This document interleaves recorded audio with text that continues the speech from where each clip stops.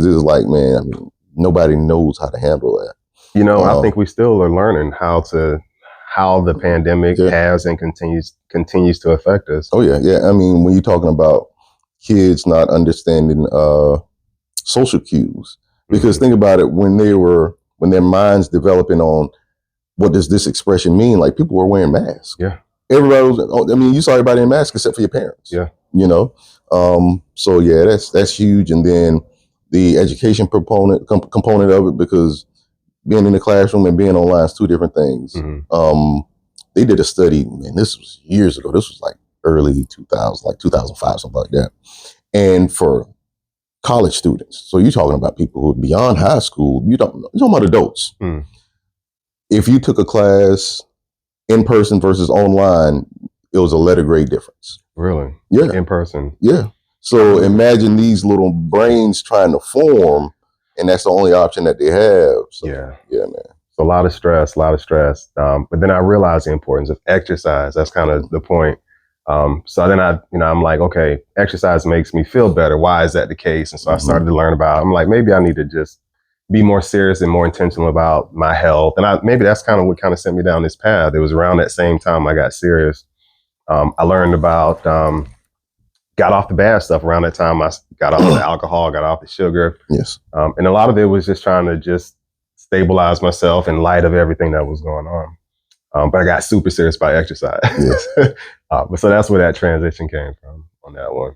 So any question, that's probably the second scenario I would give related to anxiety. Yeah, man. A lot of anxiety. I'm sure people can relate to that one. And everybody needs an outlet, whether you're aware that you're dealing with anxiety or not. Everybody needs a physical outlet. Yeah. I mean, even if it's just going out for a walk, the body is an amazing thing, how everything's connected, like it's funny in America, like, we'll go to a brain doctor, we'll go to a heart doctor, and they treat it as all separate units when it's all one, it's all one unit. And, right. Everything affects every one thing affects every other part.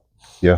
So yeah, everybody needs some level of a physical release. Yeah. It's like releasing a pressure valve almost. So I noticed that, man. And so that's why I got super serious about exercise. Now, when you say super serious, you mean like just diving in head first, or you talking about super structured, regimented? I've been really simple in my workouts. I think when I first started this whole journey, I was just jumping up ceiling touches. I'm 300 pounds. Yeah. Just can I do something to get the sweat going?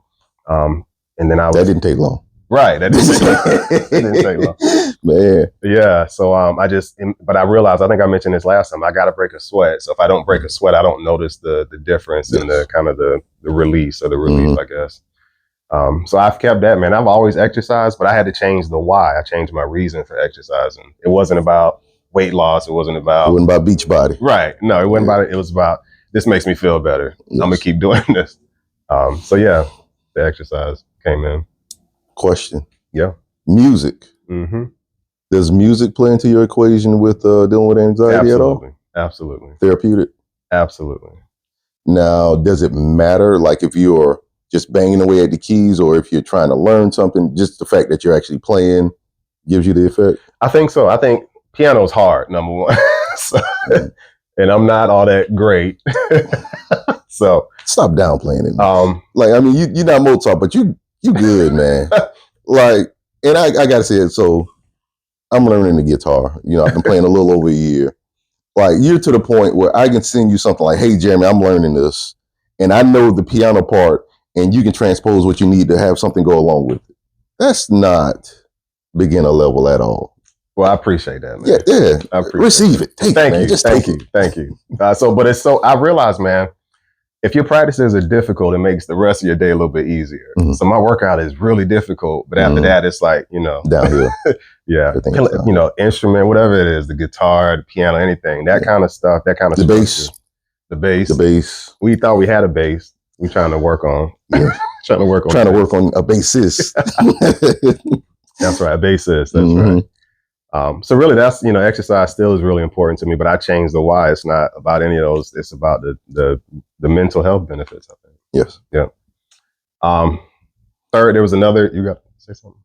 Go for it. So I may take you this because this might be in your notes. I don't know. Hey. I haven't seen his notes. And they're not notes, they're more so bullets. Bullets. Okay. So you want to talk about the weekend, the festival a little bit? Which one? The one you went to. The Greenville Festival? Yeah. How does now are you going to talk about it already? No, tell me what you got. Yeah. As far as getting out. Yeah. You know what I mean? Like, let's say, you know, you had a daily routine where Gina was coming home, you go out and you take your drive or whatever. Yeah. When you do something bigger like this, so Jeremy went to a music festival. Yeah. When you do a larger event like that, does that kind of set you straight for a longer period of time? From an anxiety, you know, it's it helps, I think, just to get out. I think after being home, I was home working from home for 4 years, 5 years, something like that. Yes. I was intentional this year about getting back out of the house. So I think I've seen you more this year than at any point in the past 2 decades, probably. It's possible. Yeah. Quite possible. Yeah. And so I got to see Randy over the weekend, Jason over the weekend. I saw some high school classmates over the weekend. Oh man, that's cool. So I know part of it, I know I got to get out. I know I need to see people. And I know it's tough to do that, especially in the fall and winter months. But I got to be more intentional about it. So yeah, it definitely helps. And I enjoyed it. It was a great experience. Great time. It was Fall of Greenville, I think was the name of it. Gotcha. Food festival. So I told Gina, I said, we got to come. You got to come with me next year. So yeah, definitely communication, getting out, seeing people. Yes. Definitely helps for sure. This might segue. Go for it. We're going to see. Like you guys have a fairly small family, right? Mm-hmm. I got on both sides. Gina she's got 2 stepsisters. Is that what you call them? Stepsisters, same dad. Yeah. In her family. So pretty small on that side as well. So we're both, but her extended family is a lot bigger than like mine. As far as first cousins, a lot of first cousins. Okay. Yeah, so they'll throw a reunion in Spartanburg and it'll be 100 people. That's nice. That's great, man. That's great. Yeah. Because I was going to ask about like, you know, being intentional about getting the kids around family and things like that. Yeah, definitely. And that's one thing I'm looking forward to with the holidays is getting the kids around other kids, family members, and so I'm definitely looking forward. And eating, I plan to eat well. Every holiday season, I'm like, I'm gonna eat this year. I'm gonna really do it this time. I'm gonna really do it this time. And then I'd like fall asleep. Get cold feet. Thanksgiving Eve. Yeah, man. There was another story. So, you know, fast forward, get through the pandemic. I had a job in Philadelphia. So this was biopharmaceutical. I work in HR. I was senior director, global compensation. Pretty intense. I've mentioned the job before, but I was in a global leadership position. And so I would have these Tuesday morning, 9 o'clock staff meetings. And, you know, thing about 9 o'clock in the mornings, you don't have a lot of time to move before 9 o'clock. Yeah. And so I noticed that my anxiety started to kind of creep up on me at 9 o'clock in the mornings on Tuesdays. Yeah. And so it's just being aware of that. The folks on the call probably never could tell. I try to be as calm and cool as possible. You're pretty stoic. Pretty stoic. Gina calls me a stoic. She actually buys me stoic reading material. It fits. Yeah. So, but I noticed on Tuesday mornings, and even to this day, man, every Tuesday, it's like my body just has this kind of still, man. Wow. Still. But it's been, think about it, it's been ingrained for a while. So yeah, it's going to probably take quite a while to get out of that. Those habits. And I would tell Gina, I said, my body still thinks it's Tuesday morning. Yeah.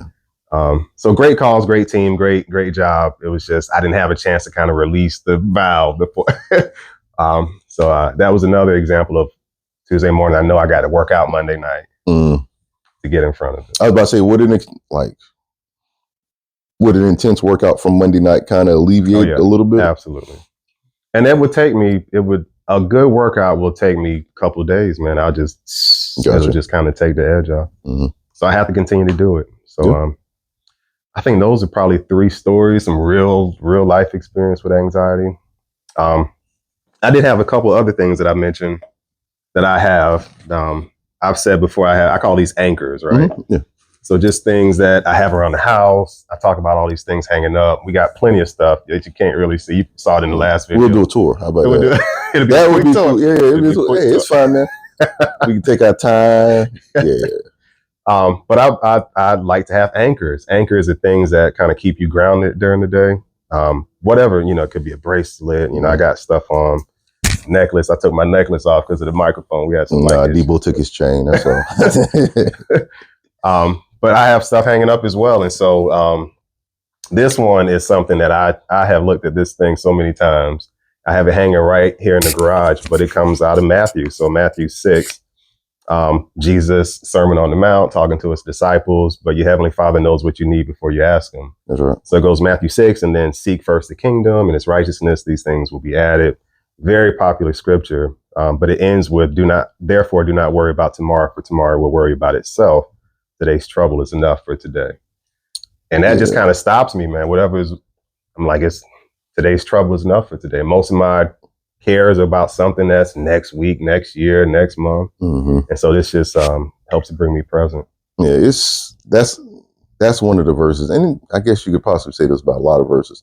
It's one that on the surface is easy to read and understand, but hard to live. Yeah. It's difficult to live because, most of us have that, even if it's just one thing that we worry about. Mm-hmm. And I mean, you can't occupy two spaces. You're going to worry, or you're going to give it to them. Yeah. You can't worry about it and give it to them at the same time. Yeah, that's right. It's like trying to drive while looking backwards. Not a good idea. You can try it. You can try it. And I don't know if anybody's going to stop you from trying it. Yeah, absolutely, man. That's a good one. So, I think Gina bought this for me, but I have this hanging up. I got a lot hanging up, but this is one that kind of. Where do you keep that? You keep that one in the garage? Right here in the garage, okay. Yeah. So, I'll take this with me, man. I flew up to Philly one time and I had this in the bag with me. That's good, man. That's good. So it keeps me anchored. And then another one that I have hanging up in the house is out of 2 Timothy. So for God has not given us a spirit of fear, but of power, love, and a sound mind. Mm-hmm. I got a lot of these hanging up, but this is the one that I grabbed. I was like, when I think of anxiety, this is the one that keeps me grounded. So, if I'm walking through the house, I'll read it. God doesn't give us a spirit of fear. That's so right. Power, love, sound mind. Focus on those things. Yep. So these two keep me grounded. And then I always, my favorite book that I'm carrying around with me for now in this season. We're going to see how long that lasts. I know, right? I'm going to put it down, man. I'm going to put it down. Bonhoeffer, right? So we talk a lot about Bonhoeffer, but, he has this really good book, heavy theology, but he's got on page 180, anxiety is a characteristic of the Gentiles, for they rely on their own strength and work instead of relying on God. So I, think about that. And he's got a pretty cool poem from Claudius. It says, God the Father grant to me all my daily needs. Why should I not unto him flee when all the birds he feeds? That's pretty, I'm like, that's pretty right. cool. That's right, man.